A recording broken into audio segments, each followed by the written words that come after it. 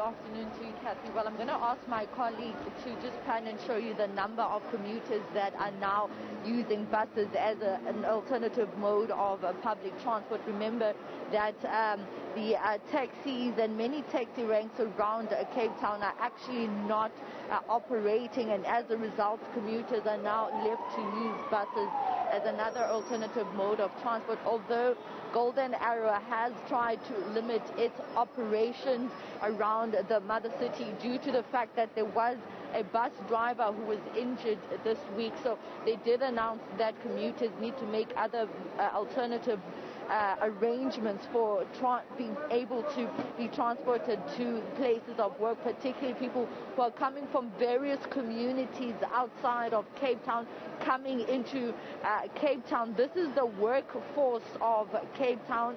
Many of these people are coming from communities around Cape Town, be it Khayelitsha, be it Mitchell's Plain, be it Nyanga. So they are now using buses because taxis are not operating.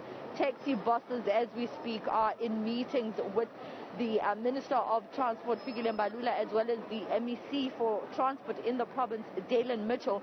Now, I'm going to bring in a commuter who's going to talk to us about how this has impacted them, because in as much as buses are being used as an alternative, they are also having to pay more money then to be able to use buses as opposed to taxis. Talk to us about the impact, sir.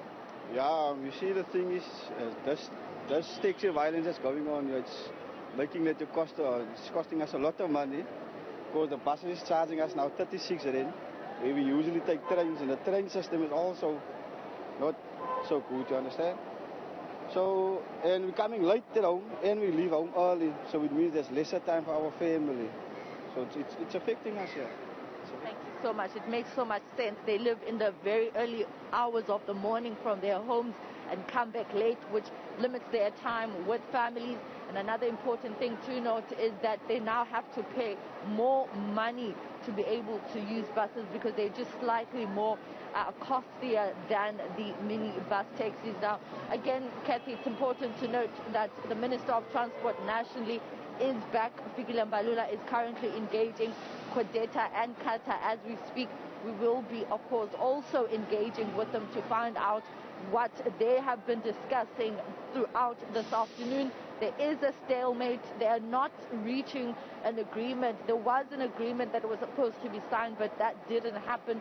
It seems as though whenever these meetings take place with officials, when the representatives of the taxi associations go back to brief their structures, there are some particular elements to the discussions that they seem to not agree upon, and then they go back again to the drawing board, and which is exactly where they find themselves now. And while they continue with talk, commuters are now using buses as an alternative mode of transport. I'm sure you can see that law enforcement is also on the ground to ensure the safety of commuters. Remember, a bus driver was also injured, a Golden Arrow bus driver, as well as passengers, of course, who often get hit in the crossfire. Kathy.